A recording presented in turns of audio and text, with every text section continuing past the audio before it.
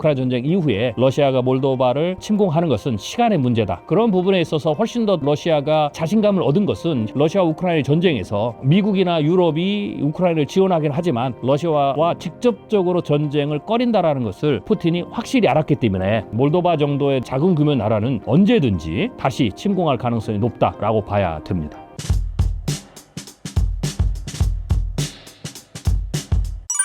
러우 전쟁의 발발 이유도 패권 전쟁의 일부인가요? 당연하죠. 이건 뭐 미국이 패권을 유지하기 위해서 한 전쟁이 아니고요. 러시아도 이제 패권국이었잖아요. 우리가 이제 패권 전쟁을 생각할 때 전 세계에 있는 모든 나라들이 패권 전쟁에 뛰어드는 건 아닙니다. 과거에 패권국이었던 그 경험이 있던 나라들이 끊임없이 마음속의 욕망이 패권국으로의 재도약을 원하는 거죠. 러시아도 마찬가지입니다. 러시아도 유럽에서 패권국의 지위를 경험했던 나라죠. 구소련 때.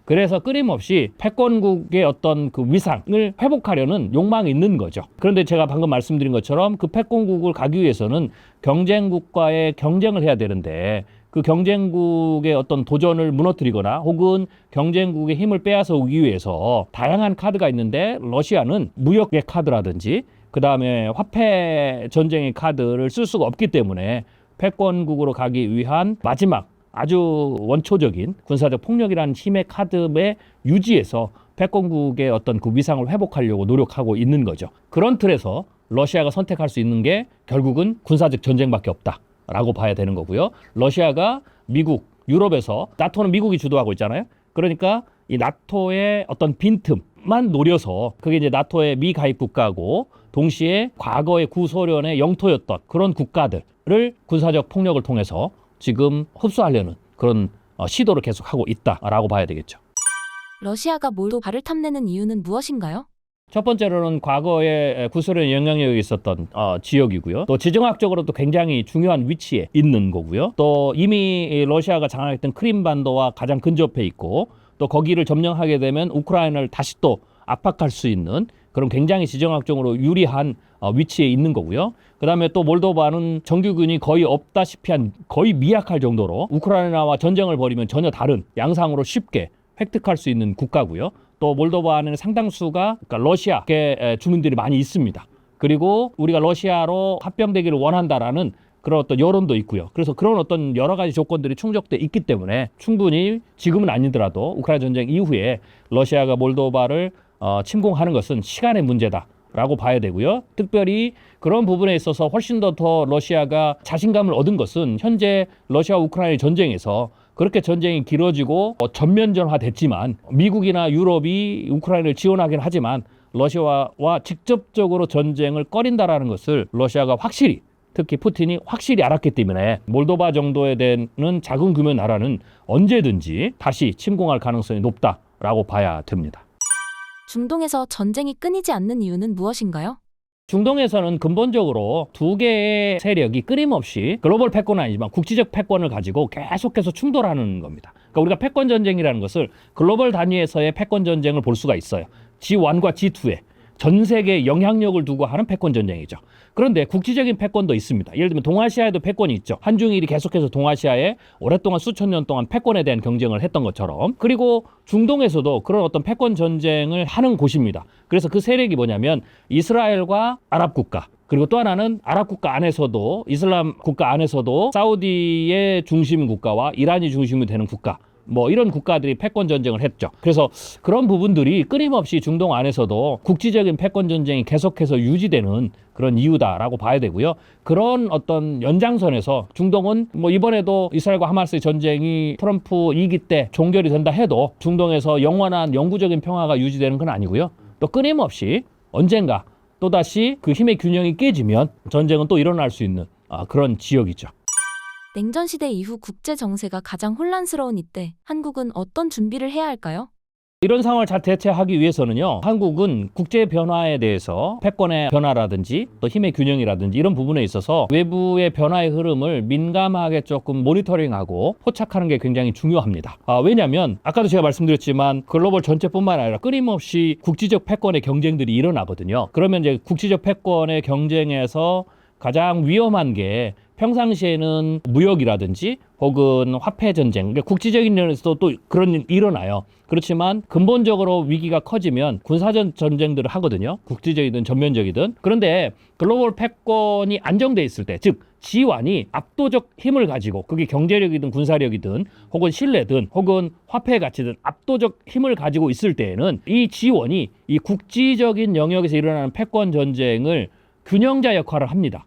그래서 그 패권 전쟁이 군사적 충돌로 일어나지 않도록, 전쟁이 일어나지 않도록. 그런데 지금 상황은 G1에 해당되는 미국이 이 압도적 힘을 잃은 상황이에요. 그렇기 때문에 이제는 미국과 중국이 전면전을 하느냐, 미국과 러시아가 전면전을 하느냐, 이거는 별개의 문제라도 끊임없이 국지적인 영역에서 국지적 패권 다툼이 계속해서 일어날 수 있다라는 거죠. 그런 측면이 지금 전 세계에서 일어나고 있는 부분이기 때문에 우리나라는 그러한 부분에 있어서 꼭 우리가 전쟁에 참여하지 않더라도 우리는 이제 그런 나라들과 경제적인 교류를 해야 되기 때문에 또 무역을 해야 되고 하기 때문에 그런 변화들을 눈여겨볼 필요가 있다. 그게 이제 첫 번째로 우리나라가 해야 될 중요한 일들이다라고 볼 수가 있죠.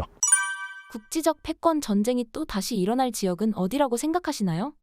국지적 패권 전쟁이 일어나는 영역들은 국지적인 영역에서 서로 충돌이 되는 어떤 지점들이 있어야 됩니다. 국지적 패권이 일어난다고 해서 뭐 전 세계 도처에서 뭐 모든 곳이 다 일어나지는 않고요. 그 조건들이 형성돼야 되는데 그거는 우리 과거 역사를 보면 자주 일어났던 곳. 그러니까 국지적 패권 전쟁이 자주 발생한 곳은 지금 말씀드린 그런 어떤 상황들이 이미 존재하기 때문이거든요. 그런 지역을 꼽는다면 첫 번째는 이제 동아시아 지역, 그리고 동아시아 지역에서는 한중일도 되지만 중국과 파키스탄, 중국과 인도 이 영역도 일어날 수가 있는 지역이고요. 그 다음에 중동, 전통적으로 계속 일어나는 지역이고요. 그리고 이제 유럽에서 러시아가 부딪히는 영역들. 그 다음에 또 하나는 아프리카 같은 경우에는 강대국들이 아니지만 끊임없이 국지적인 독재국가에 의한 국지적인 어떤 그 패권 다툼이 일어나고 있는 그런 지역들이죠. 그래서 그런 지역들이 앞으로도 계속해서 국지적인 어떤 패권의 전쟁들이 일어날 수 있는 지역이다라고 볼 수가 있습니다. 이번 신간 패권 전쟁에 대해 소개해 주세요.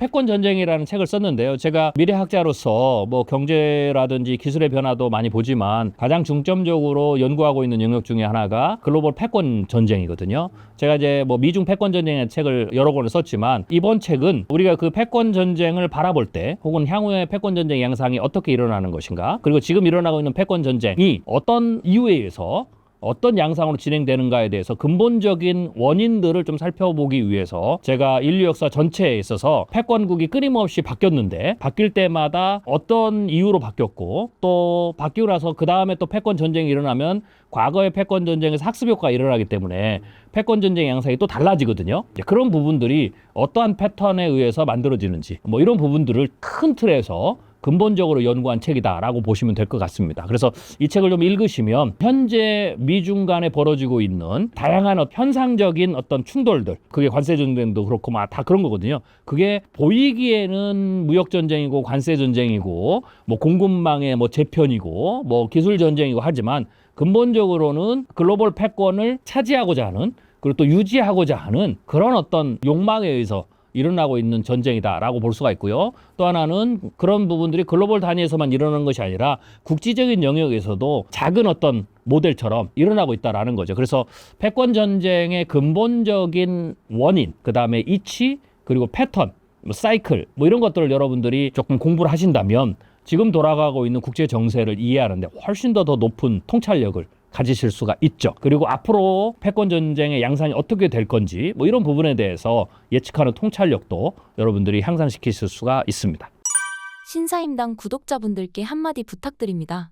지금 국내 정세도 굉장히 어렵고요. 세계 정세도 굉장히 어지럽습니다. 경제적인 충격은 경기 침체는 아직 일어나지 않고 남아있는 상황이고요. 그리고 특별히 트럼프가 재선에 성공함으로써 이 혼란한, 그리고 좀 어디선가 뭔가 터질지도 모르는 이 좀 약해진 전 세계 경제적인 상황이나 정세들을 크게 출렁이게 만들 수가 있습니다. 그래서 2025년 한 해는 2024년보다 좀 더 어렵고 혼란이 가중되고 불확실성이 커지는 그런 시기가 될 것이다 라고 예측이 됩니다. 이럴 때일수록 표면적인 현상만 보지 마시고요. 근본적인 어떤 이치, 또 근본적인 패턴 이런 것들을 관심을 가지시는 게 굉장히 중요합니다.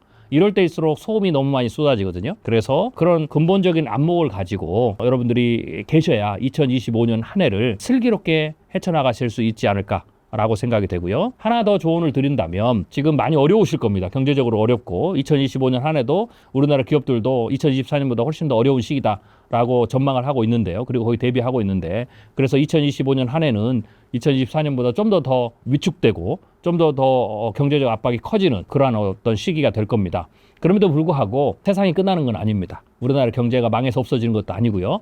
이거는 반드시 거쳐가야 될 사이클상, 패턴상 거쳐가야 될 경기 침체 구간입니다. 그리고 이 경기 침체 구간을 잘 버티고 넘어가면 또다시 짧게는 8, 9년, 길게는 12년, 24년간의 또 새로운 경기 호황기가 오거든요. 그러면은 우리나라 경제 시스템이 성장의 한계에 도달했으면 불구하고 주변의 환경들이 조금 더 온화한 봄날이 오면 그래도 조금은 더 나은 상황이 만들어지니까 너무 미래에 대한 중장기적 희망까지도 포기하는 판단을 하지 마시고요. 어렵지만 잘 버텨서 견디고 나가면 2026년, 2027년부터는 좀 더 좋은, 좀 더 따뜻한 봄날 같은 경제적인 상황이 올 수 있으니까 희망을 잃지 않으셨으면 좋겠습니다. 감사합니다.